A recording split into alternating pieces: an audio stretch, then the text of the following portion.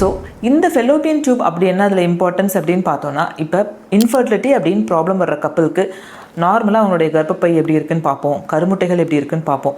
அது மட்டும் இல்லாமல் முக்கியமான ஒரு டெஸ்ட் வந்து உங்கள் டாக்டர் பண்ணுவாங்க, அதாவது டியூப்பில் அடைப்பு இருக்கான்னு பார்க்கக்கூடிய டெஸ்ட்டு. ஸோ இந்த டெஸ்ட் மூலமாக நம்ம வந்து அந்த டியூப்பில் ஏதாவது பிளாக் இருக்கா அப்படிங்கிறத கண்டுபிடிக்கலாம். ஏன் இது ரொம்ப முக்கியம் அப்படின்னு பார்த்தோன்னா, இன்ஃபர்டிலிட்டின்னு வர்ற கப்பலில் ஒரு 20-30% பேருக்கு இந்த ஃபெலோப்பியன் டியூப்பில் இருக்கக்கூடிய ப்ராப்ளம்னா கருத்தரிக்க முடியாமல் செய்யுது. அந்த ப்ராப்ளம்லையும் மெயினாக ஒரு 10% என்னன்னா ஹைட்ரோசால்ஃபிங்ஸ் அப்படின்னு சொல்லுவோம். ஹைட்ரோசால்ஃபிங்ஸ் அப்படின்னா அந்த கருக்குழாயில் வந்து நீர் கோர்த்து இருக்கிறது.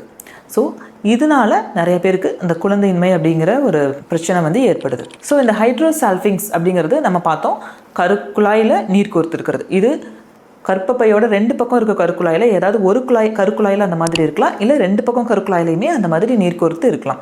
ஸோ இதனால் என்னென்னா இது கருக்குழாயில் ஒரு அடைப்பை வந்து ஏற்படுத்துது. ஸோ இந்த அடைப்பு ஏற்படுத்துகிறப்ப நார்மலாக ஒரு கருக்குழாய் செய்யக்கூடிய வேலை, அதாவது அந்த கருமுட்டையை சினைப்பையிலிருந்து எடுக்கிறதாகட்டும், விந்தணுக்களை கருமுட்டையை நோக்கி கொண்டு வர்றது, ஸோ இந்த மாதிரி எந்த ஒரு விஷயமே வந்து அந்த கருக்குழாயில் வந்து நடக்க இயலாது. ஸோ அப்போ வந்து என்னாகும், ஒரு பிளாக் ஆகுது. அது வந்து இன்ஃபர்டிலிட்டிக்கு ஒரு காரணமாக இருக்குது.